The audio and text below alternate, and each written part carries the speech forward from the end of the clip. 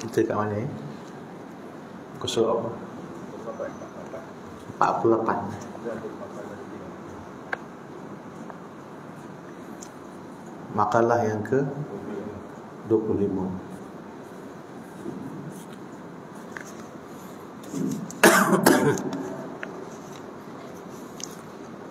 Bismillahirrahmanirrahim. Assalamualaikum warahmatullahi ta'ala wabarakatuh. Alhamdulillahilladzi hadana lihadza wa ma kunna linahtadiya laula an hadana Allah. May yahdihillahu fala mudilla lahu wa man yudlil fala hadiya lahu. Rabbi shrah li sadri wa yassir li amri wa 'uqdatan min lisani yafqahu qawli. Subhanaka la 'ilma lana illa ma 'allamtana innaka antal alimul hakim. La hawla wa la quwwata illa billahil 'aliyyil 'azim. La hawla wa la quwwata illa billahil 'aliyyil 'azim.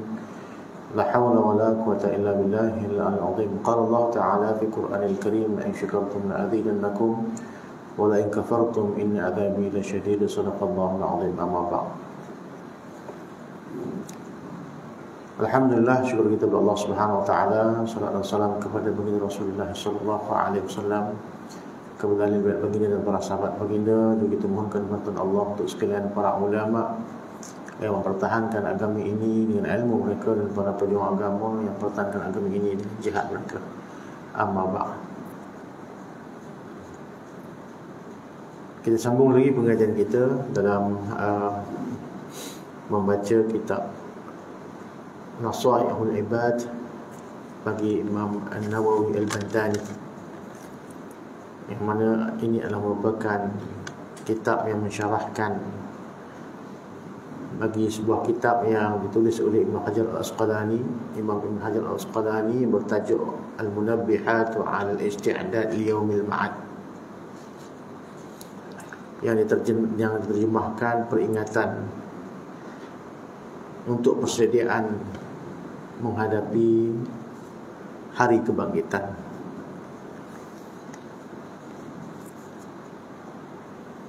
Baik, insya-Allah kita buka kepada makalah yang ke-25.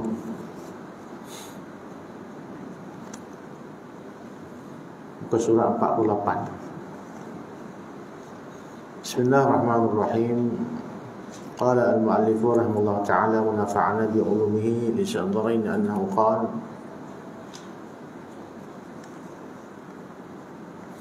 ada diriwayatkan bahawa pada satu hari Nabi sallallahu alaihi wasallam menemui para sahabat dan terjadi soal jawab. Nabi sallallahu alaihi wasallam telah menyapa sahabat dengan sabdaan beliau, atau kama qala, kaifa asbahtum? Faqalu asbahna mu'minina billah. Faqala wa ma 'alamatul imanikum? Qalu nasbiru 'alal bala'i wa nashkuru 'alal raha'i wa tarda bil qada'i.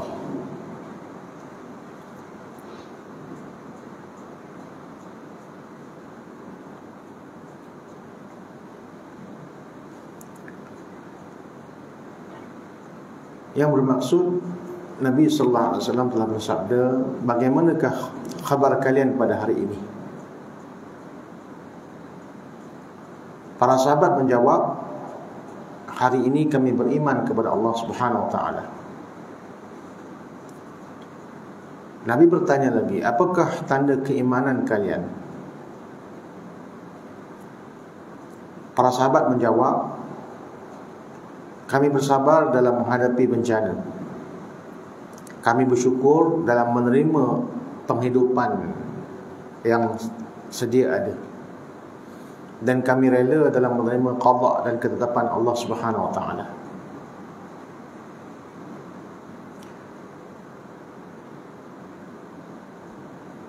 Daripada hal ini dapat kita faham bahawa sesungguhnya seorang mukmin itu dikehendaki hidup dalam keadaan yang bertakwa.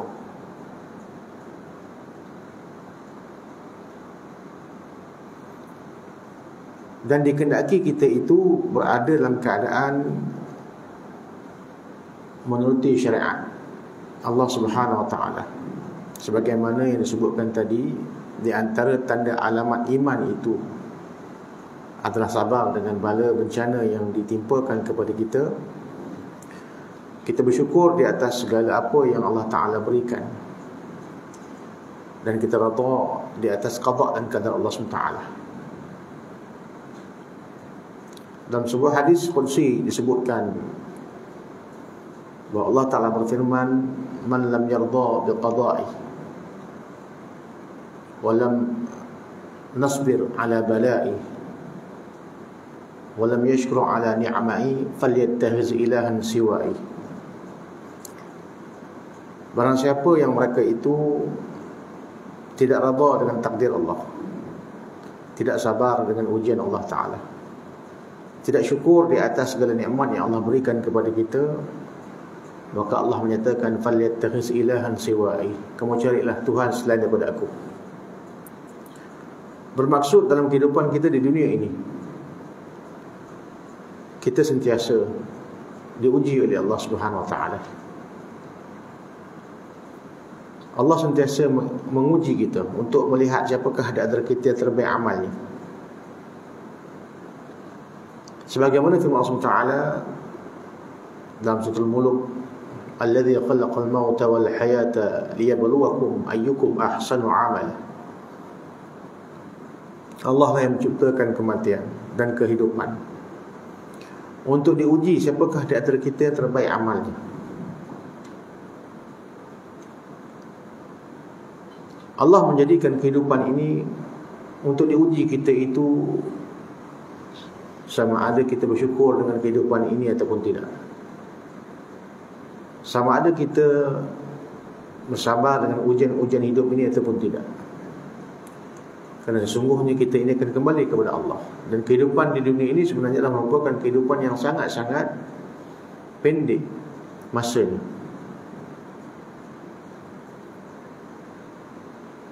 Yang kemudiannya kita akan mati dan akan bertemu Allah Ta'ala untuk diberikan penghisapan di atas segala amal-amal kita. Allah menyatakan dalam surah Al-Jumu'ah, qul innal mauta alladhi tafirruna minhu fa innahu mulaqikum summa taruddu ila alimul ghaib wa syahadah fa yunabbi'ukum bima kuntum ta'malun. Katakanlah, sesungguhnya kematian yang kamu lari daripadanya itu, sesungguhnya dia akan mendatangi kamu. Dan ketahuilah sesungguhnya kamu akan dikembalikan kepada Allah Subhanahu wa taala yang mengetahui yang zahir dan juga yang batin.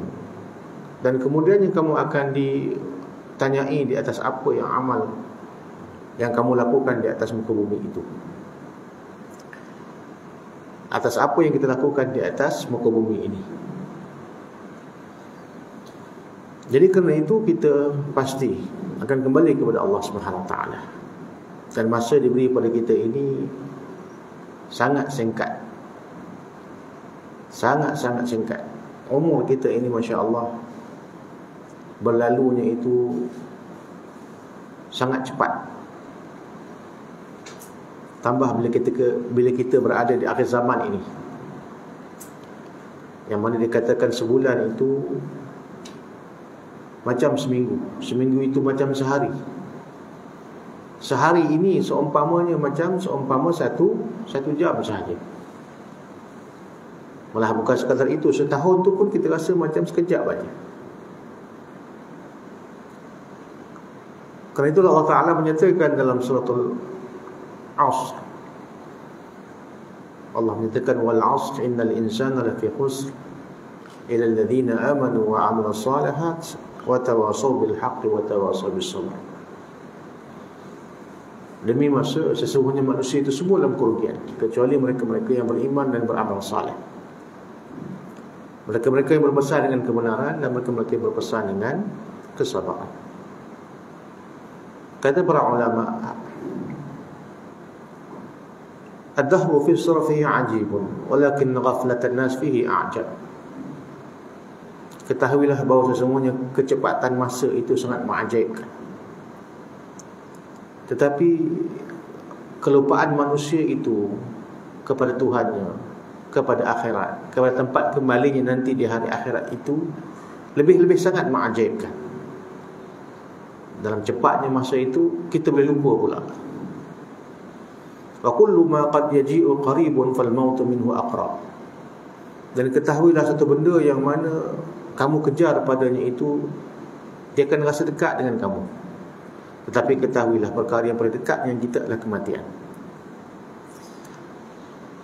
Maka inilah perkara yang kita namakan sebagai kehidupan, yang perlu kita ingat dan perlu kita insafi diri kita, bahawa kita ini semakin hari semakin tua, semakin hari semakin tidak berupaya.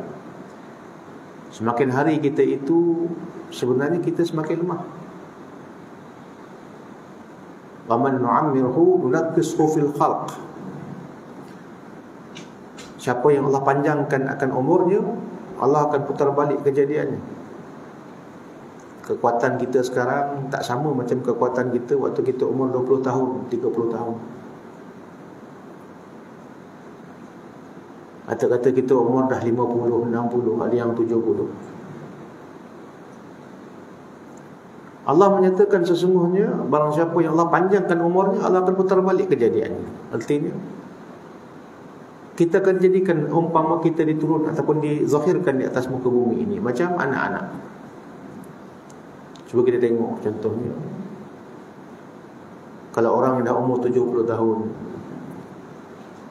giginya dah mula gugur, sama macam anak yang umurnya 7 bulan yang tak ada gigi. Kalau yang umur 70 tahun pakai pampers, yang 7 bulan pun pakai pampers juga. Samalah kekuatan itu. Nak menunjukkan sesungguhnya kita ini semakin hari bukan semakin kuat, semakin hari semakin lemah sebenarnya.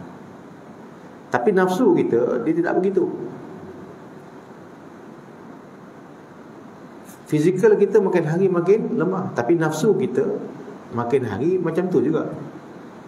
Dia tak semakin lemah. Nafsu ini kalau daripada awal tidak dididik, dia akan macam tu juga. Umur kita 20 tahun, 30 tahun, 40 tahun, 50 tahun, nafsu sifatnya tidak akan lemah.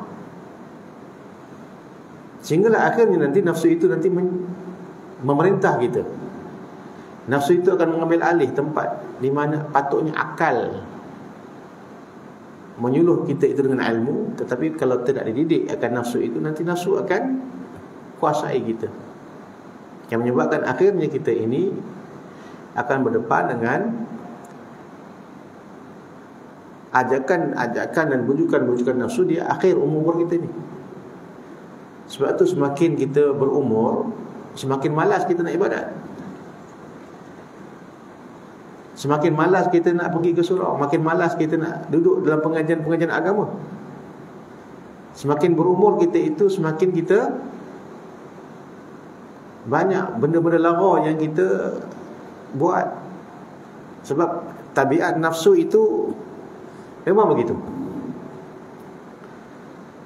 Yang kalau kita tak didik daripada awal, dia akan perlahan-lahan menguasai kita, sehingga kan dia akan menjadi tuan kepada kita. Sebagaimana yang Allah menyatakan dalam surah Jathiyah, afara'aita man ittakhadha ilahahu hawa. Apakah kamu tidak melihat kebanyakan manusia itu menjadikan nafsunya itu sebagai Tuhan? Jadi di sini kita perlu berhati-hati. Kita punya umur semakin hari semakin berkurang, semakin hari semakin kita lemah secara fizikalnya, tetapi nafsu itu semakin hari semakin kuat. Maka kerana itu kita perlu ada ilmu, kena ada amal. Kita perlu didik nafsu kita ini sejak daripada awal. Perlu kita meletakkan nafsu kita itu di bawah perintah iman dan ketaatan kita kepada Allah Subhanahu Wa Taala. Maka kerana itu Nabi sallallahu alaihi wasallam dalam hadis tadi menyatakan, seseorang yang beriman atau taat kepada Allah Subhanahu Wa Taala ini, dia ada tanda dia. Apakah tanda dia? Tanda dia bersabar di atas bala, bersyukur di atas nikmat, dan yang ketiganya redha terhadap qada dan qadar Allah.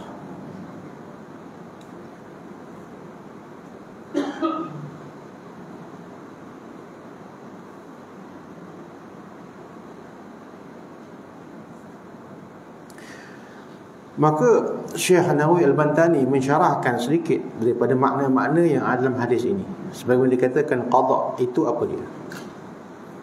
Dikatakan qada adalah ketentuan Allah Ta'ala yang ditetapkan sejak azali, sebelum terjadinya sesuatu, dan berlaku sampai selamanya tentang hal ihwal segala sesuatu, titah yang wujud. Jadi dia menghuraikan sedikit tentang apa yang dikatakan qada itu. Artinya qada itu adalah ketentuan Allah Ta'ala. Dimaksudkan di sini adalah qada dan qadar. Yang pada qada dan qadar itu sebenarnya adalah sesuatu yang ditetapkan bagi kita, itu perjalanan hidup kita.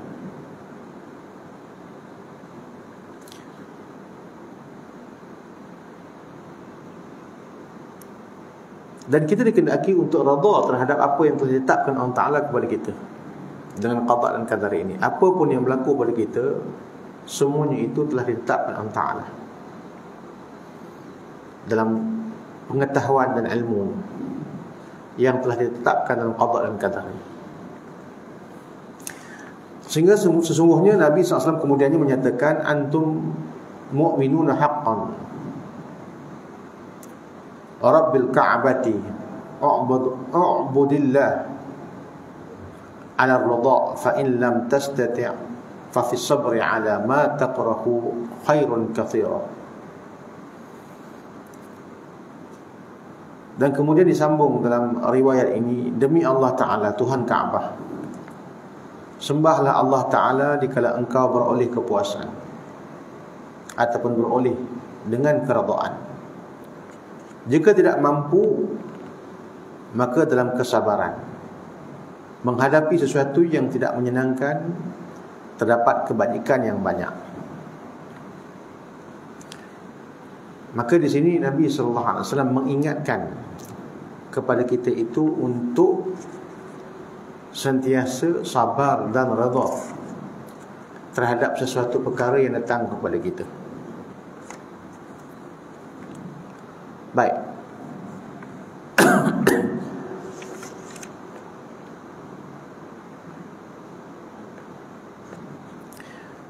Kita lihat sedikit bagaimana caranya untuk kita menjadi orang yang sabar.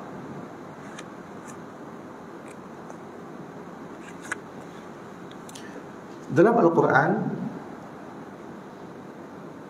Allah Subhanahu Wa Taala banyak menyatakan tentang kelebihan sabar ini, sehingga dikatakan bahawa sesungguhnya sabar ini adalah sesuatu yang mendekatkan kita dengan Tuhan. Sebagaimana firman Allah Ta'ala dalam surah Al-Baqarah, Allah menyatakan innallaha ma'as sabirin. Sesungguhnya Allah Ta'ala itu berserta dengan orang-orang yang sabar. Malah dikatakan dalam surah Zumar, Allah menyatakan innama yuwaffas sabiruna ajrahum bighairi hisab. Sesungguhnya Allah Subhanahu Wa Taala menyempurnakan akan pahala bagi orang yang sabar itu dengan bighairi hisab. Maksudnya orang yang sabar ini Allah Ta'ala berikan kepadanya pahala bighairi hisab. Dan kita tahu bighairi hisab adalah merupakan golongan yang mereka itu akan masuk dalam syurga tanpa hisab. Dulu kita dah bahaskan, di hari akhirat itu ada 4 golongan.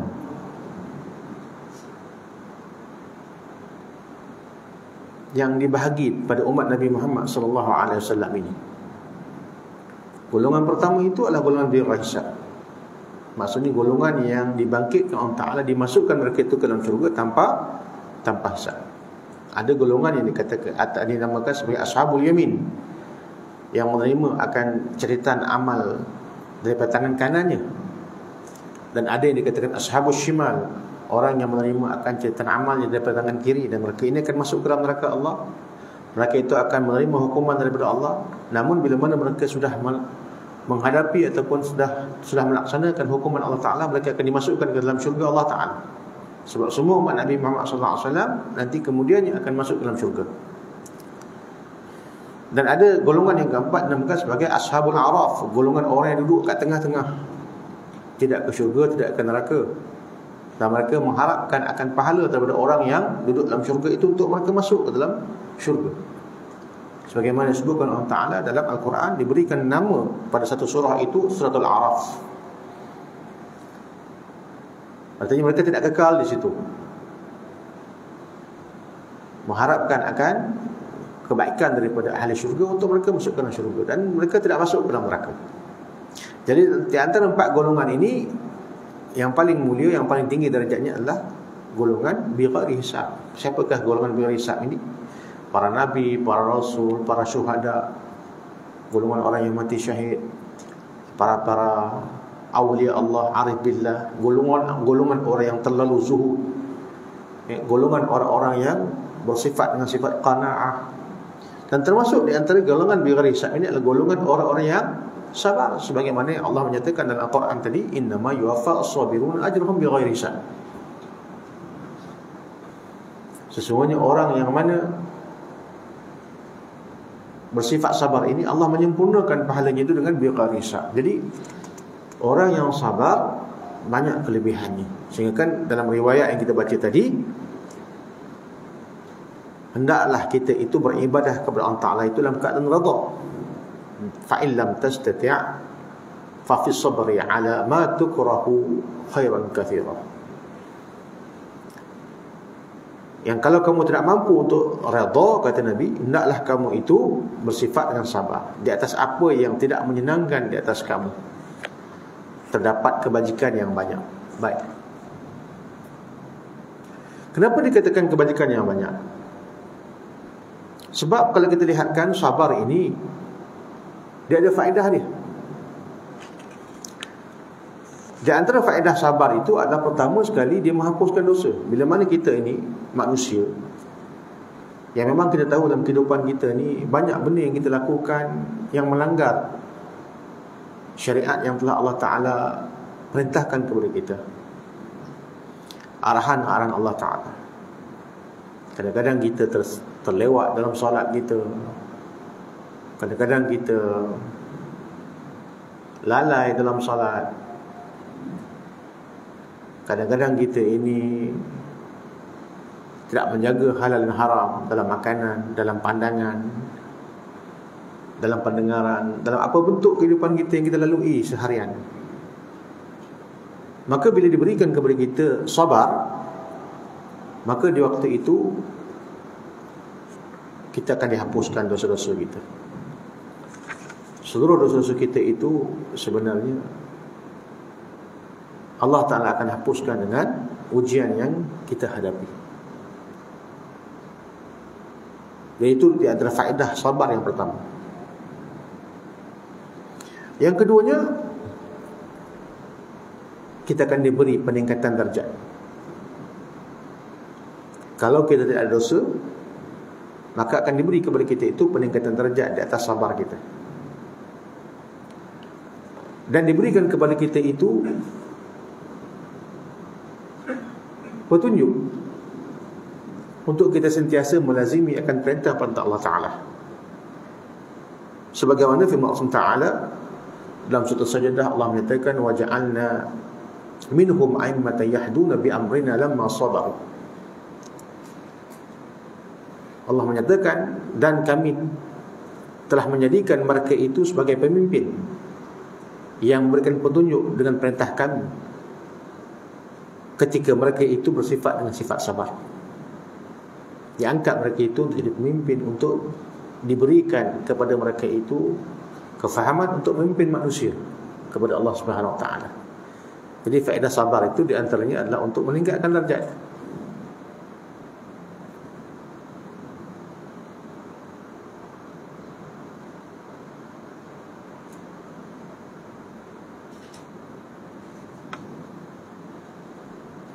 Jadi ini di antara kebaikan sabar. Dan selain daripada itu, kalau mana kita ini berdepan dengan ujian, berdepan dengan segala perkara yang mungkin tidak kita sukai, maka itu pengalaman untuk kita. Yang diberikan ujian kepada kita, maka kita tahu caranya macam mana kita nak menghadapi pada masa yang lainnya, supaya tak terjatuh kita ke dalam perkara yang kita sebutkan tadi. Maksudnya itu satu bentuk pengalaman. Jadi ini faedah daripada sabar.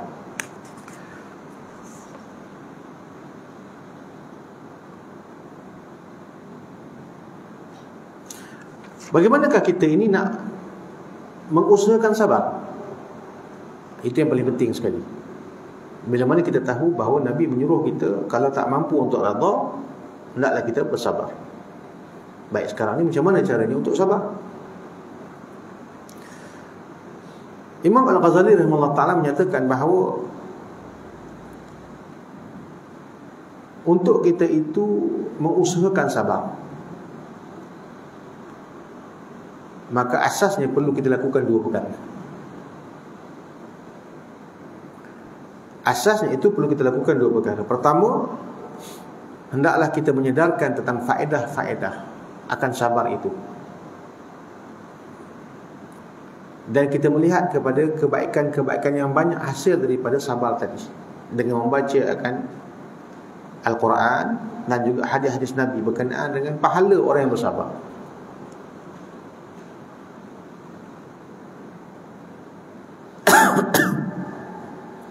Maksudnya hendaklah dia faham macam mana ganjaran yang Allah nak bagi kepada orang yang bersabar ini. Misal contoh, kalau kita sakit lah, kalau Allah Ta'ala timpakan kepada kita sakit, kita dikendaki menghadapinya dengan berubat dan sabar. Dan kita kena tahu juga, berubat daripada sudut zahirnya, ya, dia akan menyembuhkan kita. Tetapi dari sudut batinnya, dari sudut keringanan rohani ni, maka kita dikendaki untuk mencari sebanyak mungkin ayat-ayat Al-Quran ataupun hadis-hadis Nabi yang menceritakan tentang kelebihan sabar. Contohnya kita sebutkan tadi, orang yang sabar akan mendapat pahalanya bighairi hisab. Orang yang sabar Allah tingkatkan darjatnya. Orang yang sabar Allah Ta'ala akan hapuskan baginya itu dosa-dosa dia. Jadi ini benda-benda yang akan memberikan kekuatan kepada rohani kita untuk kita meneruskan kehidupan andai kata kita ditimpa dengan ujian. Selain daripada itu, kata Imam Al-Ghazali rahimahullah ta'ala, kita kena baca sejarah orang-orang yang terdahulu yang diuji oleh Allah Subhanahu Wa Ta'ala. Kita rasa ujian yang Allah timpakan kepada kita berat dah, tetapi bila kita baca sahabat diuji oleh Allah Ta'ala, lagi berat daripada kita. Pernah satu ketika sahabat tanya kepada Nabi SAW bila datangnya akan bantuan Allah Ta'ala dikala mereka diuji. Yang ketika mana mereka berada di Mekah, ada satu fasa para sahabat itu diuji, diputuskan hubungan mereka daripada masyarakat, tak diberi makan, mereka tidak boleh berjual beli, mereka tak boleh membeli makanan, mereka diasingkan, mereka dipulaukan. Sehingga akhirnya dikatakan ada sahabat yang memang tak boleh makan apa-apa, melainkan apa yang ada. Kalau ada mungkin sedikit-sedikit tumbuhan yang tumbuh di kayu-kayu yang kering itu, itulah benda yang mereka makan. Sehingga mereka bertanya kepada Nabi SAW, mata nasrullah, bila datangnya akan bantuan Allah Ta'ala. Maka Nabi mengatakan, sesungguhnya umat sebelum kita itu ada di kalangan mereka itu yang ditarik dagingnya itu, dipisahkan daripada tulangnya dengan menggunakan akan alatan yang panas. Ada di kalangan mereka itu yang digergaji kepalanya, ada di kalangan mereka itu yang dicampak ke dalam minyak yang panas. Namun mereka tak pernah bertanya kepada Nabi mereka bila datangnya bantuan Allah. Maksudnya dalam hal itu Nabi memberikan perumpamaan bahawa sesungguhnya umat-umat sebelum kita diuji oleh Allah Ta'ala itu dengan lebih dahsyat lagi, dengan lebih berat lagi. Namun mereka tidak pernah tanya kepada Nabi mereka bilakah datangnya bantuan Allah Ta'ala. Jadi yang keduanya, kata Imam Al-Ghazali rahimahullah ta'ala, bila kita nak sabar ini, kita kena banyak baca sejarah para Nabi yang Allah uji mereka itu dengan ujian-ujian yang berat. Sejarah para salihin zaman dahulu. Kita kena baca akan kisah-kisah para sahabat. Kita kena baca kisah-kisah orang yang bermujahadah pada jalan Allah Subhanahu Wa Ta'ala. Yang mereka itu diuji Allah Ta'ala dengan ujian yang lebih berat daripada kita. Kita rasa ujian kita berat dah, tapi sebenarnya bila kita baca sejarah, ada lagi orang yang Allah uji dengan lebih berat. Dan bila kita nisbahkan diri kita dengan mereka, Masya Allah, ujian yang kita hadapi itu tak berat mana pun. Tapi sebab kita dah biasa senang, maka kita anggaplah benda itu berat. Jadi ini benda yang dapat untuk kita mengusahakan sabar. Kita banyak baca sirah, banyak baca sejarah. Yang ketiganya, kata Imam Al-Ghazali Ta'ala, hendaklah kita belajar kaedah bagaimana caranya untuk menentang nafsu kita. Sebab nafsu tidak akan mungkin dapat dididik melainkan dengan kita sabar dalam mentaati perintah Allah. Sabar dalam kita itu menjauhi larangan-larangan Allah. Dan sabar kita itu ketika mana menghadapi ujian-ujian Allah Ta'ala.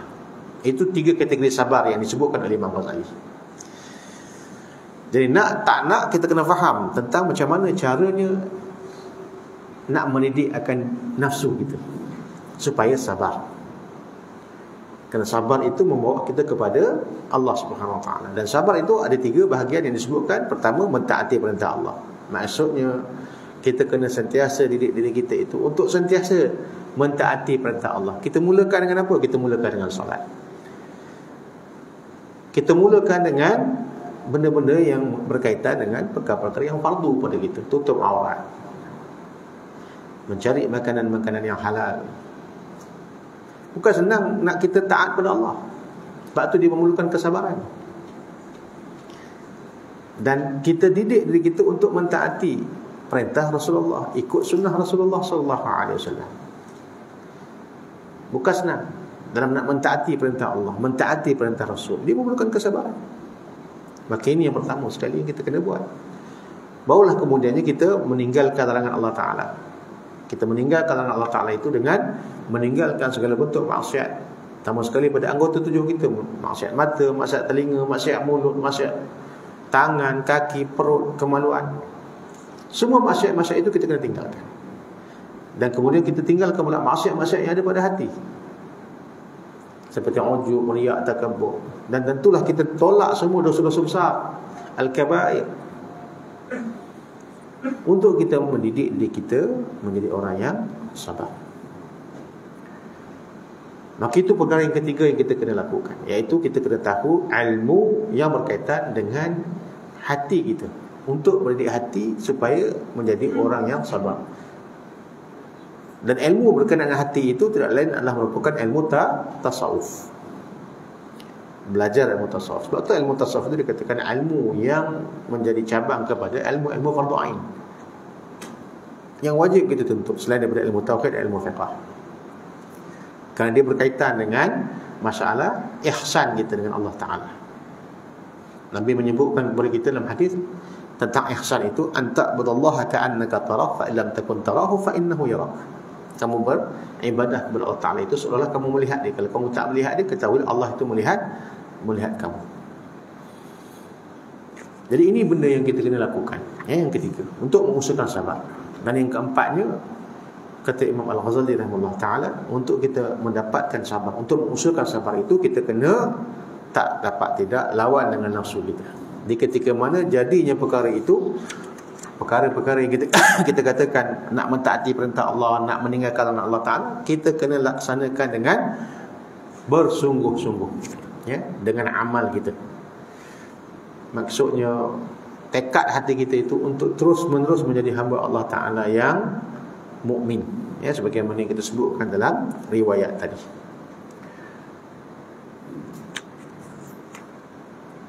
Maka inilah bendanya yang kita perlu laksanakan, ya, bila mana kita ingin mendidik diri kita itu untuk menjadi sabar. Sebagaimana disebutkan dalam riwayat tadi, bahawa sesungguhnya jika kamu tidak mampu untuk redha, kata Nabi SAW, maka hendaklah kamu itu bersabar dengan sesuatu yang datang kepada kamu daripada ujian-ujian Allah Subhanahu wa ta'ala. Baik, itu yang pertama. Dalam riwayat ini disebutkan tentang sabar.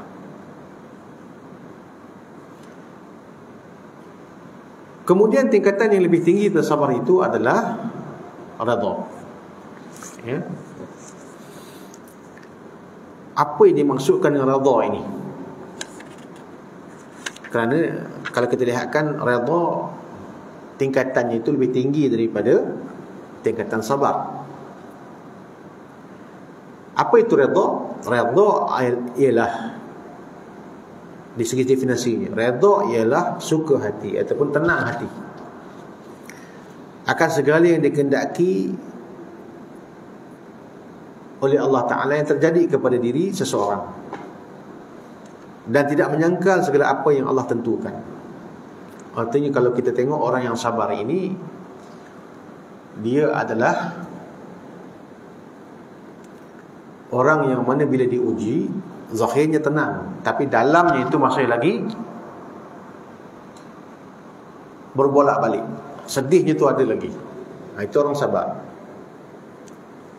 Nampak luarnya tenang, tapi dalamnya Allah Ta'ala saja yang tahu. Hatinya itu terguris, terluka, itu Allah Ta'ala saja yang tahu. Itu orang yang sabar.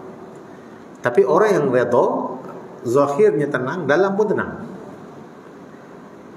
Jadi sebab tu kalau kita lihatkan dalam riwayat yang kita baca tadi, dikatakan, Nabi menyatakan, antumul mu'minuna haqqan wa rabbil ka'bah a'budullah ala ridha wa illam tastati' fa fi sabri ala ma tukrahu khairan kasira. Nabi mengatakan, sesungguhnya demi Allah Tuhan Ka'bah, sembahlah Allah dikala engkau beroleh kepuasan ataupun dalam keadaan yang redha. Dan jika tidak mampu, maka hendaklah engkau sabar menghadapi sesuatu yang tidak menyenangkan engkau, kerana padanya itu ada kebaikan yang banyak. Jadi tadi kita bahaskan tentang sabar. Sekarang ini kita bahaskan tentang redha. Jadi redha itu artinya tenang hati, zahir dan batinnya itu, dengan sesuatu yang datang padanya itu daripada bentuk ujian yang dikehendaki Allah Ta'ala. Dan dia tahu itu sebenarnya datang dari Allah untuk menguji dia. Cuma kata para ulama, bukanlah orang-orang yang redha itu dia tak rasa sakit pada dirinya, tidak resah ketika mana kena ujian. Dia juga rasa sakit, dia juga rasa resah sebenarnya. Tetapi dia tahu semua itu datang dari Allah. Makrifahnya kepada Allah Ta'ala itu, pengenalannya kepada Allah Ta'ala itu mengatasi segala-galanya. Sehingga kan dia mengetahui bahawa apa yang datang padanya itu, setiap gerak dan geri semua daripada Allah Ta'ala. Maka orang macam ni kalau kita lihatkan, Allah menyatakan dalam Al-Quran dalam surah Al-Bayyinah, radhiyallahu anhum wa radu'an dzalika liman khasya rabbah. Allah redha kepada mereka dan mereka juga redha kepada Allah. Demikianlah untuk sesiapa yang takut kepada Allah Subhanahu wa taala. Jadi orang yang redha ini adalah merupakan orang yang dipuji oleh Allah Subhanahu wa taala. Dalam surah Fajar Allah menyatakan, ya ayyatuhan nafsul mutmainnah irji'i ila rabbiki radiyatan mardiyah fadkhuli fi ibadi wadkhuli jannati. Wahai nafsu yang tenang, kembalilah kamu kepada Tuhan kamu dalam keadaan radha mardai. Masuklah kamu ke dalam hamba-hambaku dan masuklah kamu ke dalam syurga.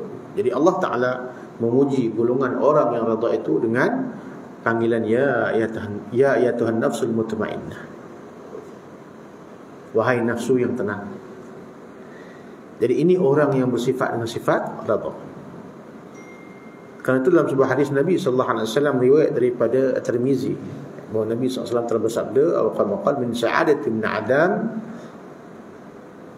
ridahu bima qadallah wa min syaqawati ibn Adam sakhatuhu bima qadallah wa aqulahu."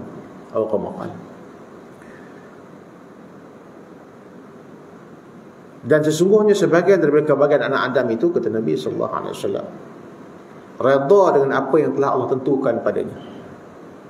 Sedangkan di antara kecelakaan bagi anak Adam itu, ataupun kebinasaan bagi anak Adam itu, ialah memarahi di atas apa yang telah Allah takdirkan baginya. Maka ini apa yang dapat kita faham daripada redha. Kerana itulah orang yang telah sampai ke tahap redha ini, kalau kita lihatkan, mereka itu telah mendapat apa yang kita namakan sebagai keringanan batin. Mereka telah mendapat apa yang kita namakan sebagai kemudahan dalam urusan keagamaannya. Baik, apakah tanda orang yang dapat keringanan batin itu? Ataupun orang yang mendapat keringanan dalam urusan keagamaan? Sebenarnya dia banyak. Dan kita boleh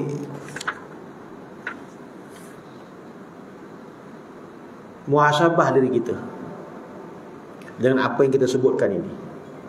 Yang kalau tak ada perkara ini, maksudnya hati kita tu masih lagi dalam keadaan yang belum lagi sampai ke tahap apa yang kita namakan sebagai sabar dan redha. Apa di antaranya? Kalau kita lihatkan, mereka ini rasa malu dengan Allah, sentiasa terasa diawasi oleh Allah Subhanahu Wa Taala, sentiasa rasa takut dengan Allah Ta'ala, rasa hebat pada Allah, sentiasa berada dalam keadaan zikrullah. Mereka itu sentiasa berdoa dengan Allah Ta'ala dan bimbang kalau dosa-dosa mereka itu tidak terampun.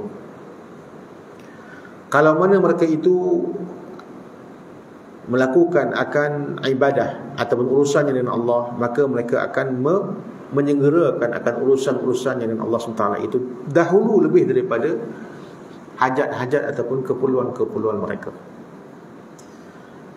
Setiap kali mereka ini melihat sesuatu, mereka akan teringat Allah. Bila mendapat kesakitan ataupun mendapat akan ujian, hatinya tenang dan menganggap itu adalah merupakan kifarah daripada dosa-dosa mereka. Apabila mereka itu dipuji, mereka tidak menganggap pujian itu untuk mereka, melainkan mereka bersyukur kepada Allah, kerana dianggap pujian itu kembalinya kepada hidayah Allah Subhanahu Wa Taala.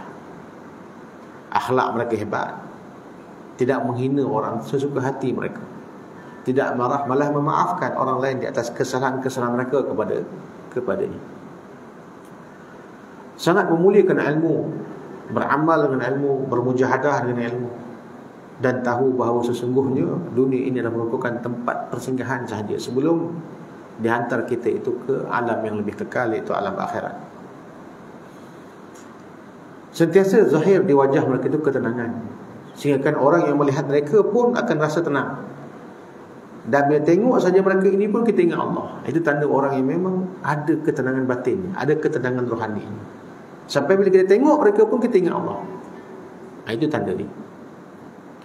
Dan mereka itu beramal bukan sesuatu yang mereka ingin tuntut daripada pahala dan sebagainya, melainkan mereka itu beramal kerana Allah Subhanahu Wa Taala. Itu tanda orang yang hati mereka itu sudah tenang. Dan itulah dimaksudkan oleh Nabi sallallahu alaihi wasallam tadi dengan ingatannya itu. Hendaklah kamu itu beribadah kepada Allah Ta'ala dalam keadaan redha, dengan mempunyai akhlak dan juga adab, sama ada dengan Allah ataupun dengan manusia. Sedangkan orang yang mana kalau tak mampu untuk redha, dikehendaki dengan sabar, ya.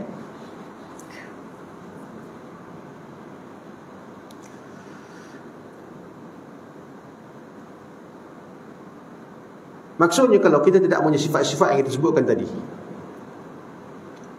maka hati kita tu belum lagi dididik dengan sesempurna yang dikehendaki Allah Ta'ala untuk kita itu sabar dan redha dalam menghadapi kehidupan. Jadi cuba tengok pula orang yang tidak mempunyai keringanan batin atau tidak mempunyai keterbukaan rohaninya dalam dia nak beribadah kepada Allah SWT, dalam dia nak mendidik dirinya menjadi hamba Allah Ta'ala. Nak azan dulu.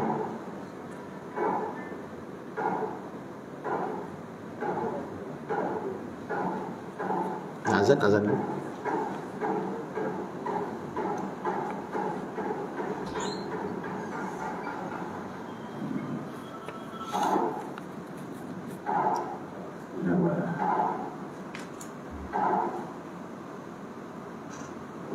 أكبر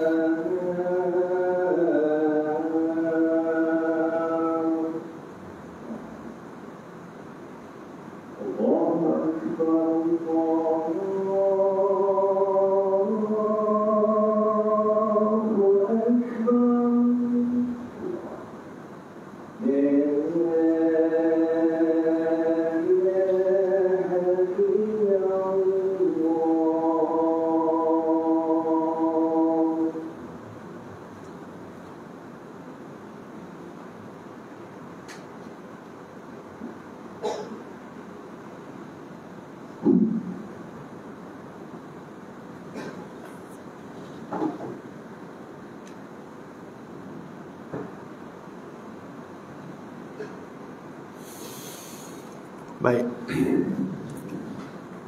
kita sambung lagi ya, perkara yang kita katakan muhasabah kita untuk melihat adakah kita sampai kepada tahap hati kita terdidik dengan sabar dan redha terhadap apa yang Allah perintahkan kepada kita untuk kita lakukan daripada amal-amal agama ini.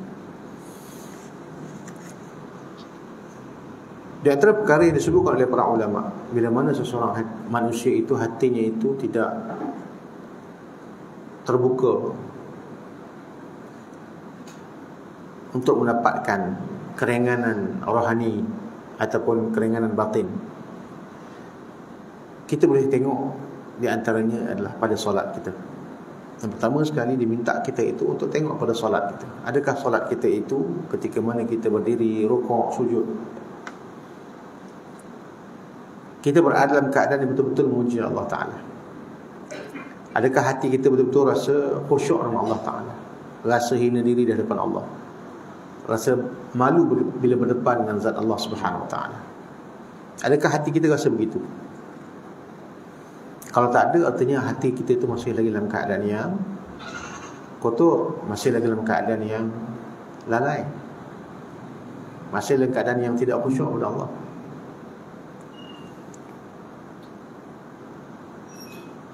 Bagaimana hati kita bila kita melihat ada umat Islam yang menderita, ada umat Islam yang mungkin menderita disebabkan kurangnya makanan ataupun dizalimi dan sebagainya? Apakah hati kita sensitif? Maka di situ kita akan dapat lihat pada hati kita itu, kalau tak sensitif, maka sebenarnya hati kita itu belum lagi mendapat keterbukaan batin.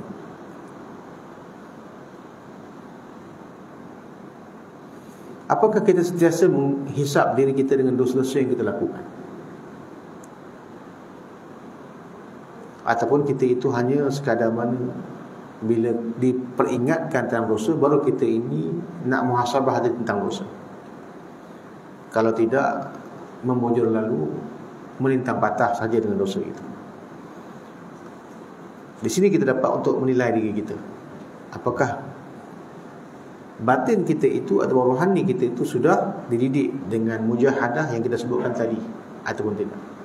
Yang kita katakan tadi, bila mana nak beribadah, perlu kita sabar dengan melaksanakan atau mentaati perintah Allah Ta'ala. Atau yang keduanya, sabar dalam meninggalkan larangan Allah SWT. Maka di situ kita boleh muhasabah diri kita.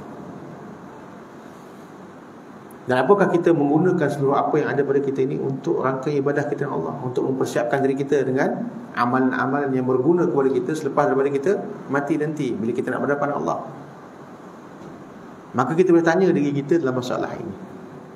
Dan di situlah nanti kita akan dapat lihat bagaimana hati kita itu sama ada sudah dididik dengan mujahadah kepada Allah Ta'ala ataupun tidak, sudah dididik untuk takut kepada Allah Ta'ala ataupun tidak.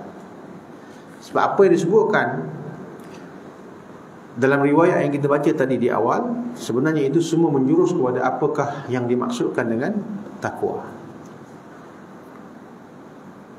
Bila mana Nabi SAW menyapa para sahabat, ditanya kepada para sahabat, bagaimanakah kamu wahai sahabatku di pagi-pagi hari ini? Kaifa asbahtum?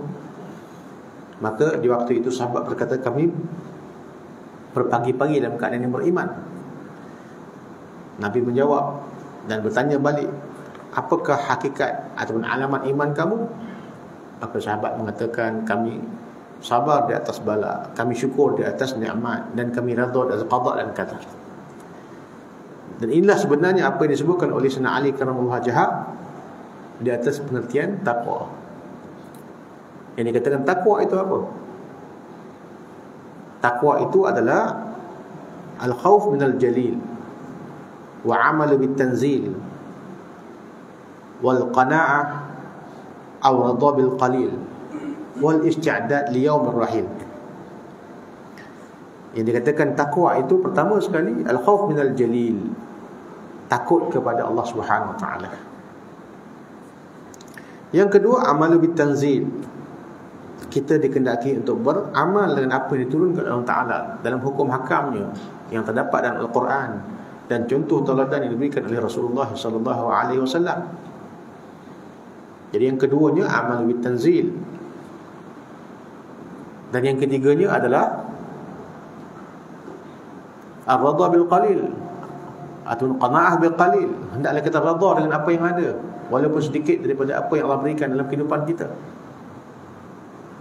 Dan yang kelimanya wal isti'dad li yaumir rahil, kita bersiap-siap dengan amal kita untuk kita menuju kepada hari akhirat yang panjang perjalanannya. Jadi ini benda yang kita kena muhasabah diri kita, tengok diri kita di mana kedudukan kita di sisi Allah Subhanahu wa taala. Artinya kalau hati kita itu dalam solat kita tu masih lalai, masih lagi dalam keadaan yang tidak lagi khusyuk, dalam kehidupan kita masih lagi belum redha dengan segala apa yang Allah tetapkan kepada kita daripada hal-hal yang kita tidak sukai, ataupun paling tidak kita sabar dengan ujian-ujian Allah Ta'ala berikan kepada kita, masih lagi belum kita redha dengan qada dan qadar Allah, berarti kita tu belum lagi mempunyai alamat iman yang sebagaimana disebutkan dalam riwayat ini. Jadi ini benda yang kita perlu ingatkan, sebagaimana yang disebutkan oleh pengarang kitab ini. Baik, yang terakhir dikatakan segolongan orang arif berkata, sabar itu ada 3 tingkatan.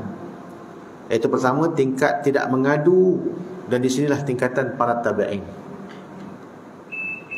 Yang kedua, tingkatan rela menerima takdir, maka di sinilah tingkatan orang yang zuhud. Dan seterusnya, yang ketiganya tingkatan senang menerima ujian dan cubaan, ataupun redha dengan ujian dan cubaan daripada Allah, maka di sini tingkatannya siddiqin. Jadi golongan siddiqin ini adalah merupakan golongan orang yang macam Abu Bakar As-Siddiq hatinya. Itulah orang-orang yang dalam keadaan hatinya itu lurus dengan Allah, lurus dengan Rasul sallallahu alaihi wasallam, sehingga mereka itu menjadi orang-orang yang menjadi ikutan bagi orang yang lain. Kunu ma'as-sadiqin, hendaklah kamu itu bersama dengan orang yang siddiq itu.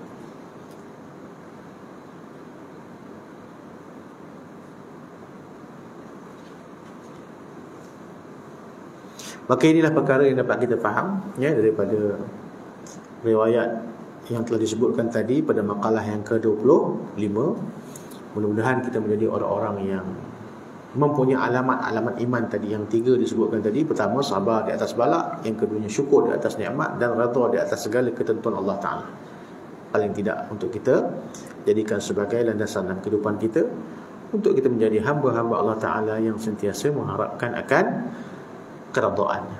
Dan kita dikehendaki untuk melaksanakan perkara itu dalam rangka kita membina diri kita dengan ketakwaan. Ya, wa tazawwadu fa inna khayra zadi taqwa, sesungguhnya sebaik-baik bekal itu adalah daripada bekal takwa. Hendaklah kamu berbekal, dan sebaik-baik bekal itu adalah takwa.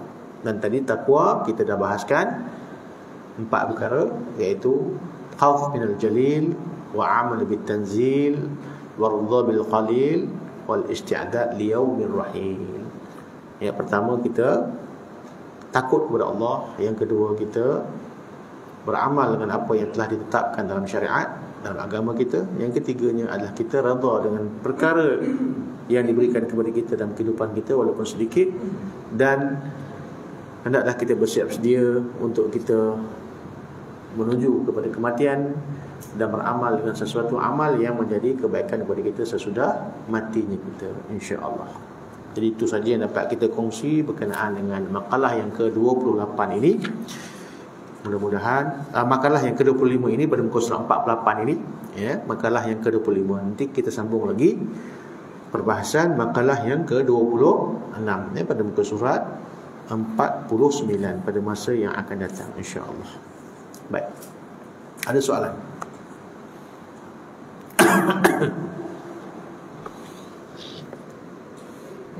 Ada soalan?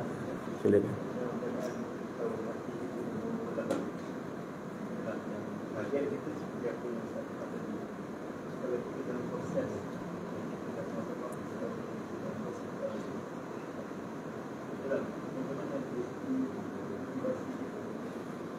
Baik, kita sebutkan tadi bila mana kita ini berada dalam keadaan yang berbolak-balik hatinya untuk mendidik diri kita dengan sabar dan redha, perlu kita balik kepada bagaimana cara nak mendapat sabar tadi.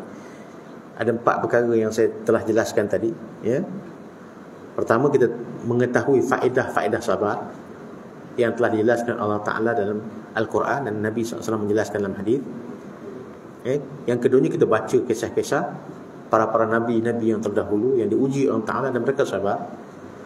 Baca kisah-kisah para sahabat, baca kisah-kisah para pejuang Islam, baca sejarah para awliya Allah yang mereka itu diuji Allah Ta'ala lebih berat daripada apa yang diuji kepada kita.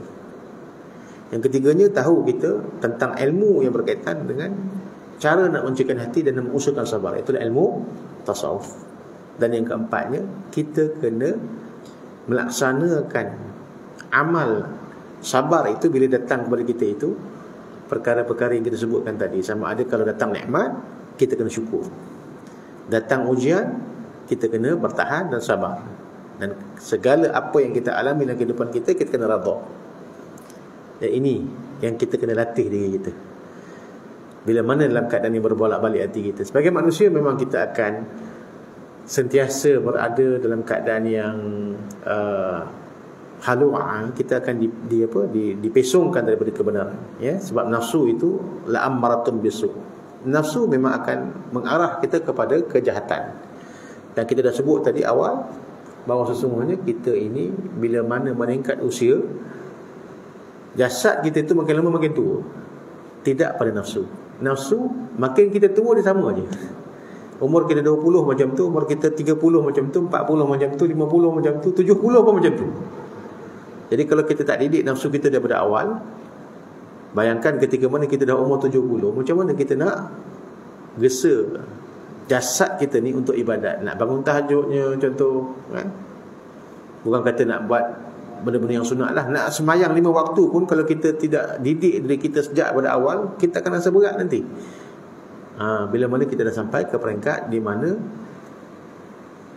jasad kita dah tak larat. Jadi jasad kita itu makin lama makin tua. Malah Allah menyatakan wa man nu'ammirhu nunaqqisu fil khalq. Bila mana Allah panjangkan usia tu, nanti kita akan diputarbalikkan kejadian kita. Jadi macam mana kita bayi dulu, ya. Kita tidak ada kekuatan, tapi dalam masa yang sama nafsu kita tu tetap macam tu. Dia mengajak kita ke kejahatan sehingga akhirnya tanpa sedar kita termasuk dalam golongan orang yang lalai. Dan takut dalam kelalaian itu Allah matikan kita. Na'udzubillah min zalik. Ditutupkan akan usia kehidupan kita itu dengan su'ul khatimah. Na'udzubillah min zalik. Jadi inilah bendanya yang kita perlu sedar. Dan cara untuk kita didik diri kita itu tadi kita sebutkan 4 tahapan yang disebutkan oleh Imam Ghazali. Pertama, baca faedah tentang sabar dan syukur dan redha tadi. Yang kedua, baca sejarah, ya, berkenaan dengan orang yang Allah uji mereka itu daripada kalangan para nabi, para siddiqin, ya, para sahabat, syuhada, salihin. Yang ketiganya, kita faham ilmu tentang macam mana kita nak mengusahakan sabar, itu ilmu tasawuf. Dan yang keempatnya, kita kena amalkan, atau kita kena mulakan mujahadah itu, ya, secepat yang mungkin, ya, sesegera yang mungkin, di waktu masa masih ada lagi. Itu cara dia. InsyaAllah mudah-mudahan akan berikan kebaikan kepada kita. Baik, ada soalan lagi?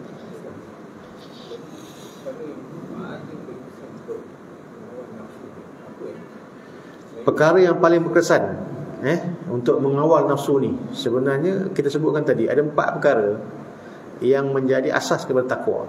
Sebab nak kekang nafsu ni, dia perlu takwa. Apa dia? Pertama, takut kepada Allah. Khauf minal jalil. Itu yang pertama sekali. Dan kita kena usahakan takut tu. Macam mana kita takut? Contohlah, kita takut orang nak bunuh kita lah, contoh. Macam mana kita rasa bila mana kita tahu ada orang nak membunuh kita? Ataupun kita katakan macam ni lah, kita ni boleh ibaratkan perasaan orang yang telah dipenjarakan dan menunggu saat untuk dihukum bunuh. Macam tu rasa dia, yang nak ke tali gantung contohnya, macam mana rasa dia waktu tu? Katalah misal contohnya diberi kepada dia makanan yang paling sedap kat dunia sekalipun, dia akan rasa macam mana? Dia tak rasa apa-apa pun. Dia bagi kepada dia, mungkin diletakkan di depan itu 1 juta ringgit contohnya, dia tak rasa seronok pun. Sebab apa? Dia tahu selepas ni dia akan mati, tak boleh nak menikmati semua perkara itu. Itulah ibaratnya yang disebutkan takwa tadi, khauf minal jalil. Jadi nak kawal nafsu, pertama sekali takut kepada Allah Ta'ala. Sebagaimana takutnya kita itu bila berdepan dengan kematian kita. Yang keduanya, amal bitanzil. Kita beramal dengan apa saja yang menjadi perintah Allah. Apa saja Allah perintah kita buat, apa saja Allah Ta'ala larang kita tinggalkan. Apa saja yang menjadi sunnah Nabi yang mampu kita buat, kita ikut. Sebab sunnah Nabi SAW itu sebenarnya adalah untuk kita itu khilaf ataupun menyalahi di atas nafsu kita. Sebab tu Nabi tunjukkan contoh, nak makan macam mana, nak minum macam mana, nak pakai macam mana. Sebab kalau kita tak ada panduan, kita akan ikut nafsu kita. Jadi ikut betul-betul sunnah yang mampu kita buat, ya. Dan yang ketiganya, ar-ridha bil qalil. Redha dengan benda yang sedikit daripada apa yang kita dapat dalam kehidupan kita, rezeki kita, ya. Qanaah, bersifat dengan berpada-pada pada hati kita terhadap nikmat yang Allah beri kepada kita. Dan yang keempat, isti'dad li yaumir rahil. Kita kena buat banyak persiapan guna untuk sesuatu yang menjadi kebaikan kepada kita selepas kematian kita, iaitu untuk akhirat kita lah. Jadi dengan 4 perkara ni, tu yang kita nak kekang nafsu tu, ya. Yang nak kita betul-betul kawal nafsu kita itu. Nafsu ni sebenarnya dia tak boleh buang. Dia tak akan boleh buang. Nafsu ni tak akan boleh buang. Kata Imam Al-Ghazali, nafsu itu dididik. Dia tak boleh buang, sebab dia sebahagian daripada kita. Sebab tu dalam pembelajaran ilmu tasawuf, dia ada nafsu yang paling rendah, namanya nafsu ammarah. Dan dia ada nafsu yang paling tinggi, nafsu kamilah. Dan di antara Tengah-tengah tu dia adalah nafsu amarah, nafsu lawamah, mulhimah, mutmainnah, radiyah, mardiyah, kamilah. Artinya nafsu tu dididik daripada yang paling jahat itu, dididik sampailah dia tenang, sampailah dia menjadi sempurna di sisi Allah SWT. Jadi nafsu tu dia tak boleh buang, dia kena kita didik dia. Dan didik dia dengan apa? Dengan takwa. Takwa tu apa? Empat perkara asas yang kita sebutkan tadi secara umumnya. Tapi secara khususnya takwa itu adalah melaksanakan seluruh perintah dan apa yang Allah Ta'ala titahkan kepada kita untuk kita laksanakan. Tinggalkan apa yang Allah Ta'ala perintahkan untuk kita tinggal. Itu yang kita namakan sebagai takwa. Dan cara untuk kita hukum diri kita dengan dosa-dosa, contohnya misal kita buat dosa, tergelincir dalam dosa, pertama kita kena hukum diri kita. Contoh kalau kita tergelincir dengan dosa, kita hukum diri kita dengan solat taubat 12 rakaat. Ataupun sekali buat dosa contohnya, kita sedekah RM100. Contohnya. Jadi kat situ kita akan dapat rasa rugi kita kalau kita buat benda-benda dosa ni. Jadi kita kena takdib diri kita dan macam tu. Sekali buat dosa, istighfar 1000 kali. Contohnya kan. Jadi nak buat yang kali kedua tu kita kena fikir balik. Aku nak kena istighfar lagi ni 1000 kali ni kalau aku buat. Kan? Aku kena bagi lagi RM100 ni. Contohnya kita akan rasa macam tu. Jadi peringkat permulaan kata para ulama begitu untuk didik diri kita. Tapi lama-lama tak payahlah. Memang kita akan tinggal sikit-sikit kita akan tinggal. Dan apa pun dia balik kepada niat kita. Balik kepada niat kita. Kalau niat kita betul-betul kerana Allah Ta'ala nak jadi hamba Allah Ta'ala, Allah akan pimpin. Allah akan pemudahkan kita. InsyaAllah. Kita betulkan niat. Betulkan niat. Betul-betul kita menghadap Allah Ta'ala, mengatakan kita nak jadi hamba Allah Ta'ala yang ikhlas dan jujur kepada, dan kita mohon Allah bantu kita. InsyaAllah Allah akan tentu, Allah akan berikan bantuan insyaAllah. Yahdillahi linurihi may yasha. Allah Ta'ala akan memimpin hamba-hambanya kepada cahayanya barang sesiapa yang dikehendakinya, insyaAllah. Rasa itu saja yang dapat kita kongsi, insyaAllah. Mudah-mudahan akan jadi kebaikan bersama untuk kita. Nanti kita akan bincang lagi berkenaan dengan makalah-makalah yang seterusnya. Mudah-mudahan dia memberikan kebaikan kepada kita bersama. Aku liqauli hadza wa astaghfirullah li wa lakum wa lisa'il muslimin wal muslimat faza mustaghfirin wa najatu ta'ibin wa billahi taufiq. Assalamualaikum warahmatullahi taala wabarakatuh. Kita akhiri majlis kita dengan tasbih kifarah dan suratul Asr. Subhanallah bihamdihi subhanallah wa bihamdika asyhadu an la ilaha illa anta astaghfiruka wa atubu ilaik. Bismillahirrahmanirrahim. Wal 'asri innal insana fi khusr illa alladhina amanu wa 'amilus solihat wa tawassaw bil haqqi wa tawassaw bis sabr. Wallahu ta'ala a'lam wa ilmu wa taqabbalallahu minna wa minkum. Aqimus salat.